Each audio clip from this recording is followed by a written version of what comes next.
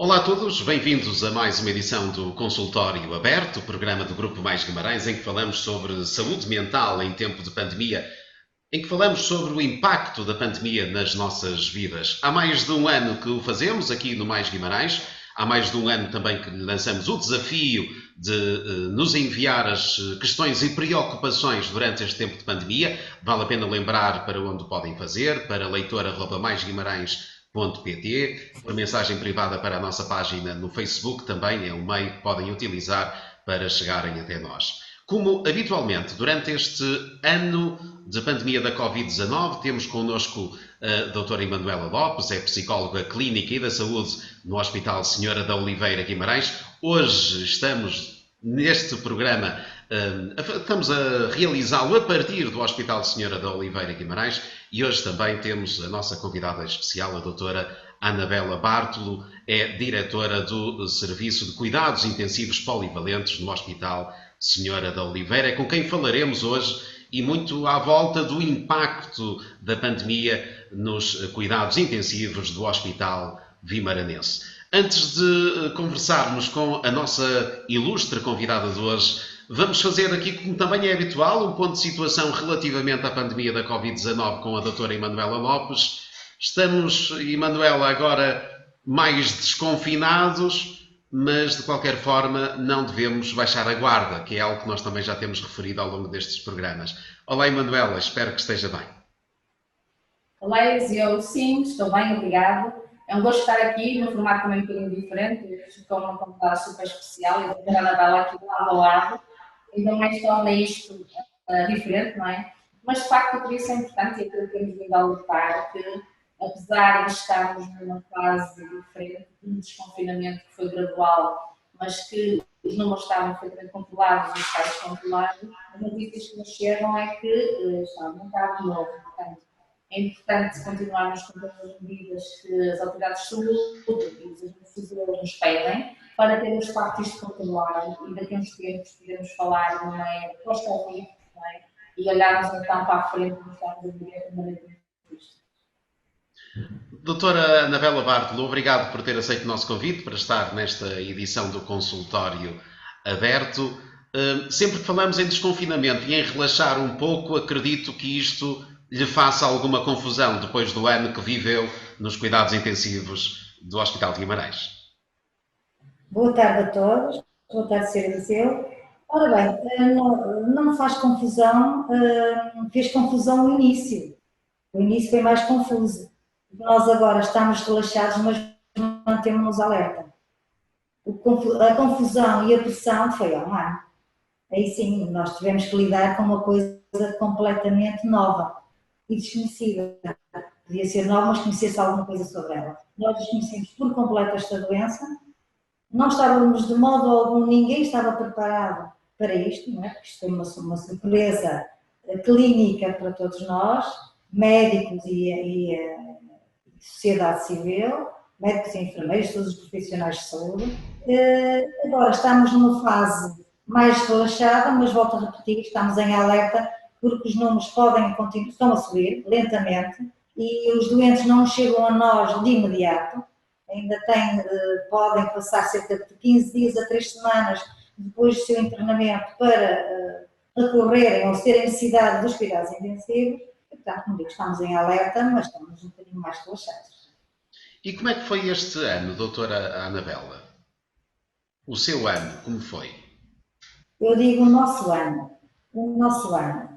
O nosso ano foi muito pesado, do ponto de vista físico e psicológico. Mas como nós somos profissionais que ao longo da nossa vida nos fomos preparando porque tivemos situações de grande stress, os cuidados intensivos viveram sempre situações de stress. Houve muita calmaria, houve muito stress. Claro que não era este, mas fomos quase preparando paulatinamente para uma situação, como eu digo, não estávamos à espera, mas estávamos à espera. Eu depois vou explicar isto. Foi pesado porque tivemos que lidar com uma entidade clínica completamente nova, não sabíamos quantos doentes é que iriam ser atingidos, qual é a taxa de população, o número que ia ser atingido com esta doença, Tivemos medo, como toda a gente, mas o medo não nos paralisou, o medo preparou-nos. Medo de quê? Medo de adoecermos e não podermos tratar os nossos doentes, medo de adoecermos e de levarmos a morte ou a doença para casa. Mas tivemos que nos preparar psicologicamente e definir prioridades, definir estratégias e comportamentos de maneira a que tivéssemos saúde para tratar os doentes e não adoecermos e não infectarmos a nossa família, de quem tanto gostamos, de quem precisamos e de quem nos apoia no dia a dia. Durante esse período, durante este ano, os profissionais de saúde ficaram sujeitos aqui a uma enorme pressão. Alguns deles, alguns profissionais, realmente não aguentaram naturalmente tamanha pressão. São pessoas que nesta altura estão a precisar de um acompanhamento muito próximo dos profissionais de saúde da área da saúde mental, como é o caso da Emanuela Lopes. Sente isso? Sim, um bocadinho, isto falando em termos muito gerais, seja do panorama nacional ou panorama internacional, que é igual. Aliás, mesmo na China chegamos logo relatos dos colegas de lá que se mobilizaram logo em termos de uma alteração daquilo que são os nossos protocolos e procedimentos em termos clínicos, também foi muito alterado, não é? Seja na atuação dos nossos estudantes, com a comunidade em geral e depois com os profissionais de saúde, começou a ser uma preocupação também. Aliás, nestes estudos chegam-nos muito daí. Claro que é uma preocupação, nós temos relatos e testemunhos muito diretos, colegas qualquer profissional de saúde, que de facto não conseguiram aguentar esta pressão, alguns com já fragilidades também a que traziam atrás, outros por questões de burnout, mas eu acho que a grande maioria daquilo que eu conheço em relação à psicologia nacional, o que eu sei é que os colegas, apesar de tudo, foram-se aguentando.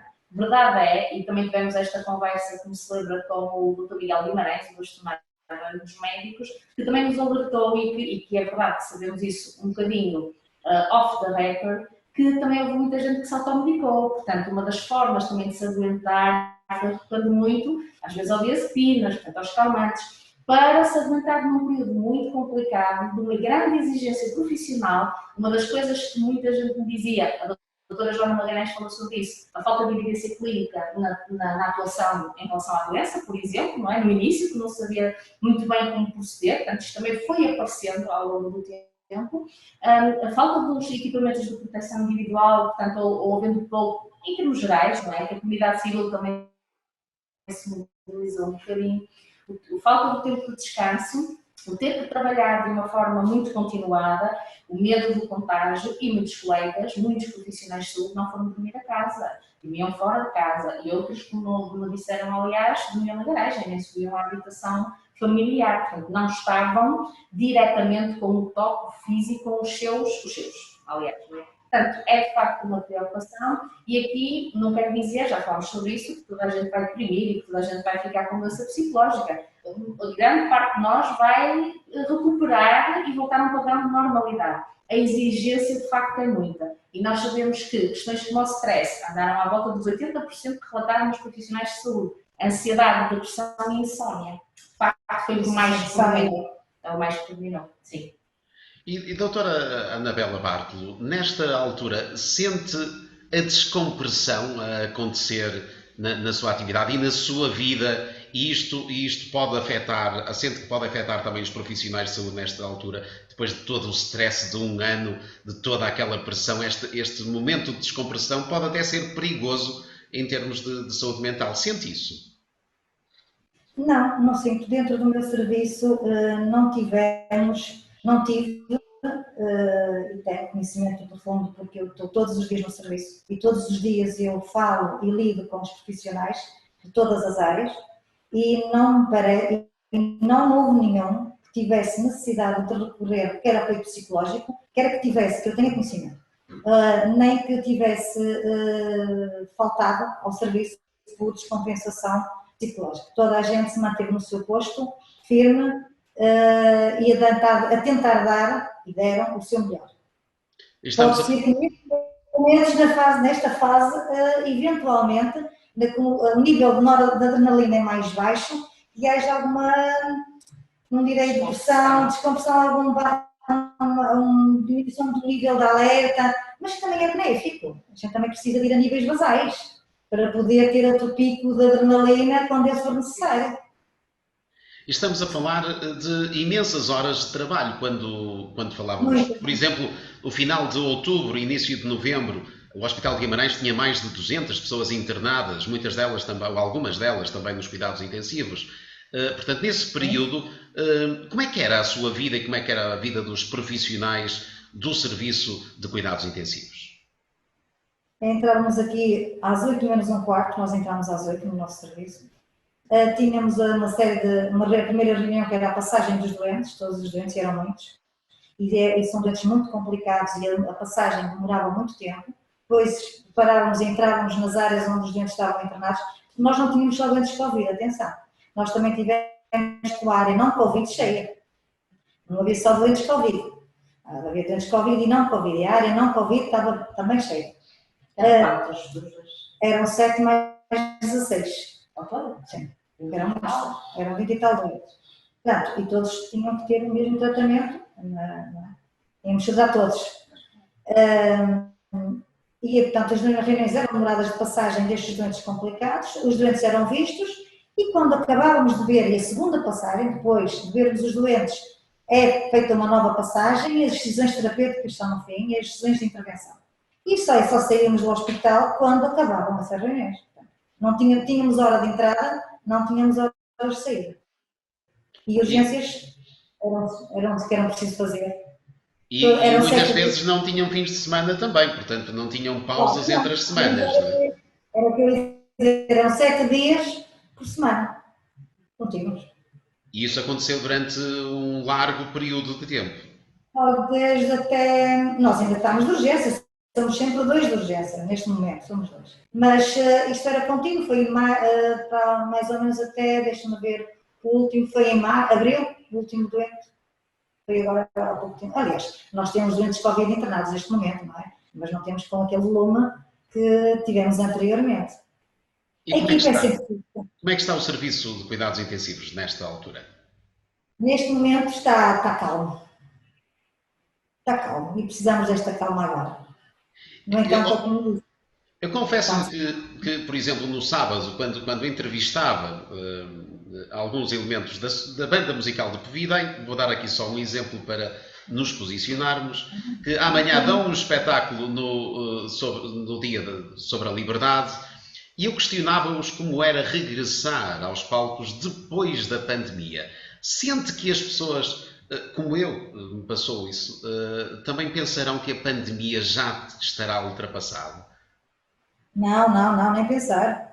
Nem pensar. Este vírus não vai ser tão cedo da nossa beira, da nossa proximidade. Vamos viver com ele muito tempo. Há muitos coronavírus que circulam no verão, só que nós tivemos imenso tempo para nos adaptarmos a ele e desenvolvemos algumas defesas contra eles.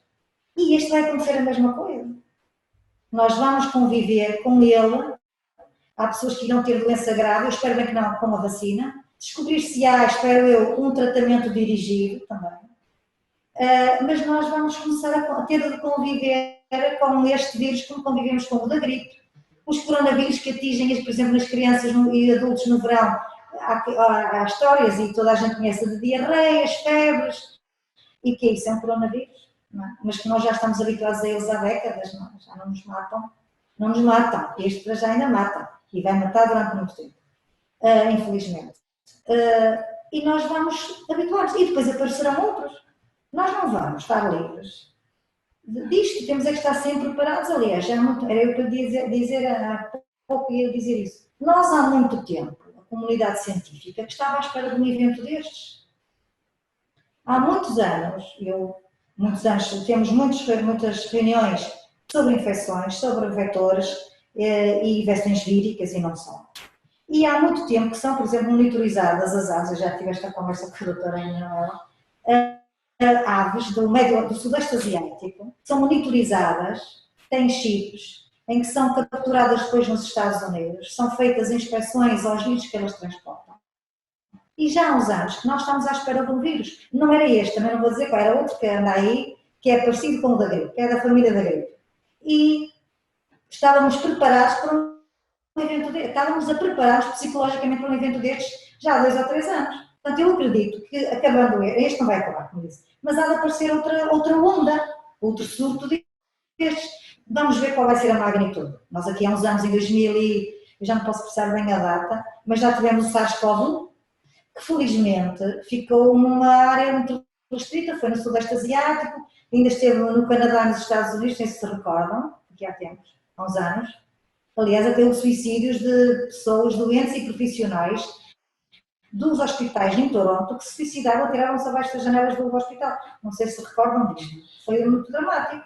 A seguir tivemos o MERS. O MERS era outro vírus, que é da família do SARS, que é transportada pelo que aconteceu na Arábia Saudita e que ficou por ali porque realmente nós tínhamos pouco contacto com camelos. O do Sudeste Asiático é muito fácil chegar até nós com a facilidade de viagens que nós agora temos. Ele vem uns tantos, chegam cá, esses vírus chegam cá uns tantos. Eles estão numa rota da seda. Eu não tenho mais, mas isto é a rota da seda. Na Idade Média tivemos a peste 2 vezes e agora temos isto. A globalização acaba por favorecer esta propagação. A globalização na Idade Média demorou alguns anos a chegar cá, porque as viagens eram lentas, agora chegam-nos mais rápido. E Manuela, as pessoas que estejam mais sensíveis a estas questões, perante este episódio que nós vivemos agora, esta pandemia que nos enviou para casa, nos fechou, nos distanciou dos nossos familiares, depois deste episódio, e como a doutora Anabela falou agora, de que é um episódio que de facto se poderá repetir no futuro, tendo outra dimensão, outra configuração, digamos, isto pode fazer com que as pessoas, tendo a consciência que isto pode voltar a acontecer, aqueles que são mais sensíveis, se tornem mais instáveis até. Como é que poderão essas pessoas lidar com isso? Sim, eu penso que essa instabilidade pode ser manifestada nas pessoas com tendências um bocadinho mais hipocondríacas, portanto, os medos das doenças, e isto de explotar um bocadinho mais uma alerta, o cérebro fica mais vigil, hipervigil, a determinadas situações, mas que causa sofrimento e compromete também aquilo que é a qualidade de vida e a saúde psicológica da pessoa. O que eu acho aqui, tanto em relação a isto, é em relação a todas as doenças, portanto, não é específico em relação a isso. Obviamente que isto foi um susto para todos, portanto, nós já falámos sobre isso e nós tivemos a sorte, isto chegar um pouco mais tarde e nós começamos a ver ali na Itália, começamos a ver na Espanha, preparámos-nos um pouco diferente e quando nos disseram que chegou a Portugal, vai tudo para casa, viemos todos para casa. E aí a adesão dos portugueses foi excelente. Portanto, as pessoas não quer dizer que gostaram, mas aceitaram. E a questão da aceitação, como eu falo muitas vezes, do ponto de vista psicológico é extremamente importante. Não quer dizer que se goste, mas aceita-se. Até porque sabemos o que é isto, vemos as imagens de Itália, que eu acho que toda a gente vai ficar com elas gravadas, aquilo que nos foi transmitido pela comunicação social dos hospitais e extremamente dramático, mas eu acho que aí teve este componente. E realmente isto mexeu connosco, deixa-nos assustados. Obviamente que com o tempo o cérebro cria a questão da habituação, não é? Dos estímulos permanentes e nós estarmos continuadamente no mesmo estímulo, a dada altura, algumas pessoas, sobretudo com algumas fragilidades na regulação emocional, não conseguem continuar a lavar as mãos frequentemente, a usar a máscara, aliás, e também comentámos isso numa conversa mais informal, nós verificámos aqui mais, eu verifiquei, que a Anabela também me confessou que sim, que no desconfinamento neste último há dias, portanto, muita gente não usa sem máscara. E as pessoas sentadas nas esplanadas, eu estou a falar da Oliveira, portanto, bastantes numa mesa, e sem máscara, muitos jovens também. Portanto, eu entendo que isto cansa, eu entendo que a dada altura quase que nem quero saber, que às vezes eu ouço isso em consulta, mas não podemos, porque de facto, e temos aqui um serviço que foi muito afetado, pelo menos em termos daquilo que é a ocupação e ter que se reestruturar e reinventar também, e que morreram pessoas e continuam a morrer pessoas, portanto eu acho que isto continua a ser um sinal de alerta. Os números dão-nos alguma frieza emocional, porque estamos a falar de números. Ok, vamos lá falar em pessoas então. É a mãe de alguém, é a irmã de alguém, é o pai de alguém. Isto já muda um bocadinho o comportamento, se calhar, que nós podemos olhar para as coisas. Por isso é que é importante hoje ouvirmos o testemunho da doutora Anabela, de facto, e até interessante perceber como é que correu em termos daquilo, da própria mortalidade, de perceber os doentes muito graves, como é que foi isto, porque os relatos que chegam em termos gerais de estudos feitos nos cuidados intensivos, os profissionais, uma das coisas que diziam também era alguma frustração na evolução do quadro clínico do doente, na evolução positiva. Durante muito tempo um doente a ficar a recuperar, enfim. E isto, no meio também de muita gente a morrer, no meio de nós lidarmos com isto, também mexe com a nossa parte psicológica. Não estou a dizer em adoecer psicologicamente, estamos a falar da carga emocional que também está associada, não é? Há cerca de 3 meses, doutora Anabela, encontramos-nos no serviço de cuidados intensivos e na altura demonstrava que estava cansada de dar más notícias aos familiares que iam à porta do hospital. Portanto, foi um período que acredito que tenha sido de uma pressão psicológica enorme, o ter de dar essas más notícias todos os dias. Como é que se sente um profissional de saúde quando tem que o fazer e com esta intensidade? Muito tristes, muito tristes.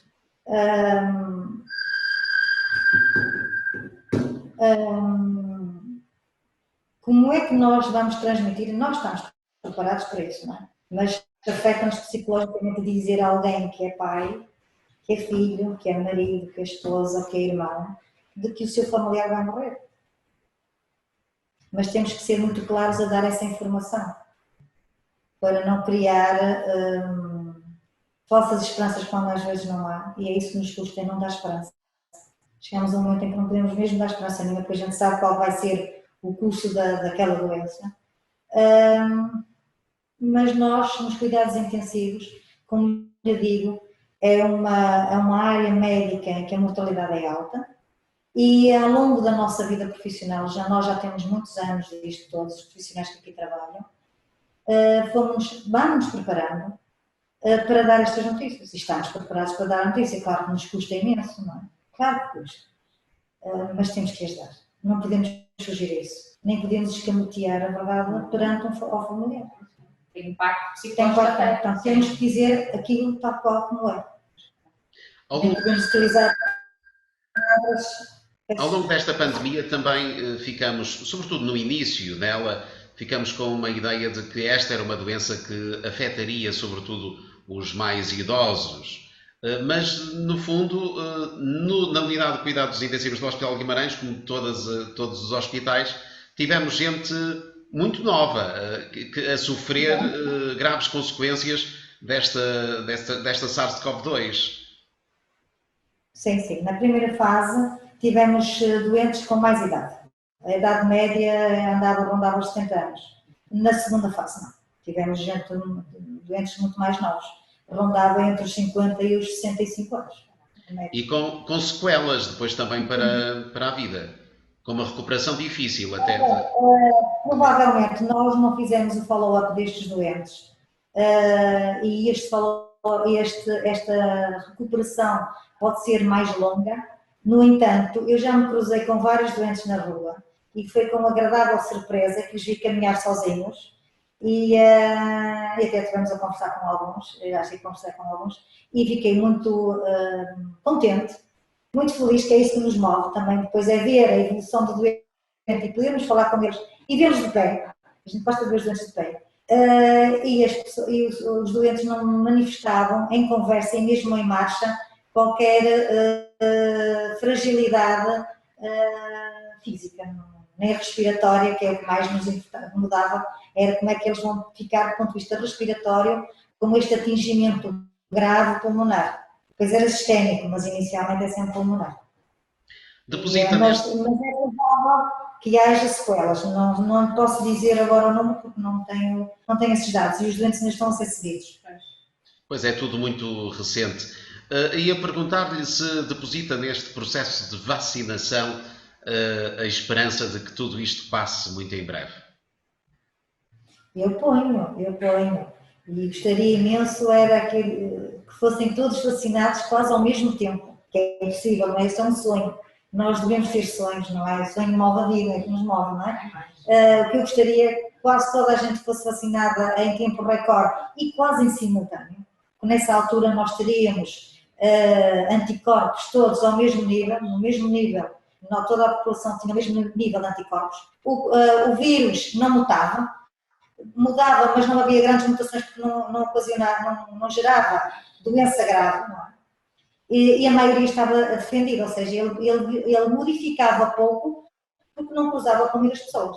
Porque o cruzar com muitos hospedeiros, que somos nós, que leva a que ele tenha mutações, que se vá adaptando para ser resistente aos nossos anticorpos e, eventualmente, quando houver um medicamento, mas há vacina. O medicamento, em princípio, será para o matar, que é isso que eu tenho esperança.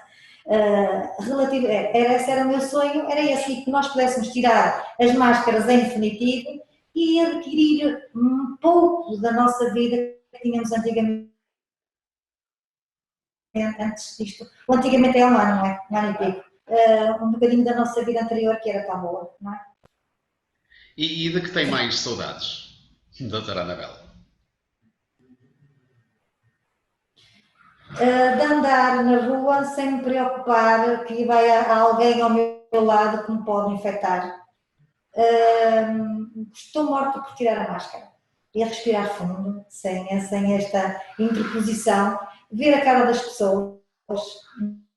Tenho saudades de ir almoçar fora, a um restaurante, não cozinhar.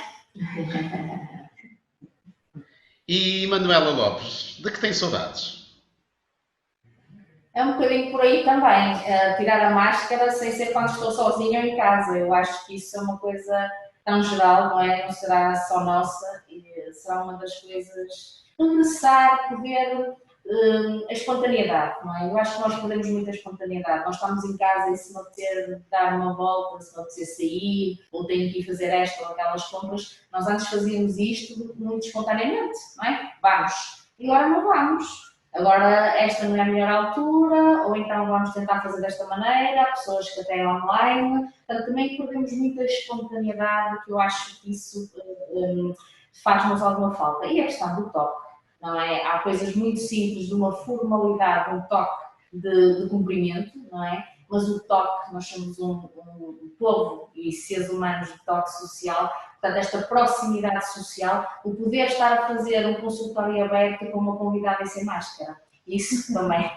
era algo que, assim, que normaliza muito e que nós estamos a precisar um bocadinho dessa espontaneidade e não um desconforto, tem que ser um desconforto sempre muito bonito, não é? E Manuela Lopes, na próxima semana, na próxima sexta-feira, estaremos cá de novo para mais um consultório aberto. Já temos mais um convidado especial para este programa em que falamos sobre as nossas vidas em tempo de pandemia. Sim, para a semana também teremos outra colega especialíssima, também alguém que eu gosto muito, que é a doutora Micaela Fontana, que nos vai falar, portanto vamos abordar a questão dos testes, a testagem e mesmo agora a autotestagem, os testes da farmácia, portanto esta fiabilidade também, portanto iremos abordar esta questão de uma forma um bocadinho diferente. E então alguém desta área que nos pode falar um bocadinho sobre esta diferença de exames que ainda causa alguma confusão em PCRs e as pessoas não percebem assim muito bem o que é que conta, o que é que não conta, o que é para viajar, os testes rápidos, os da farmácia. Enfim, vamos tentar abordar o tema, explicar isto um bocadinho melhor e continuar nesta linha desta evolução da pandemia e com a saúde psicológica, sempre tudo muito transversal a isto tudo. Doutora Anabela, uma mensagem agora no final desta edição do consultório aberto para aqueles que nos estão a ver lá em casa. Ora, a minha mensagem vai sempre no mesmo sentido, que aliás já foi na última entrevista que eu também emiti, que é: pensem, tenham cuidado, o vírus não desapareceu, continua aí, à espreita em cada esquina. Cumpram as regras básicas, porque se cumprirem as regras básicas, as pessoas não se infectam, as pessoas não levam a infecção para casa e as pessoas não põem em risco a sua família e os seus amigos.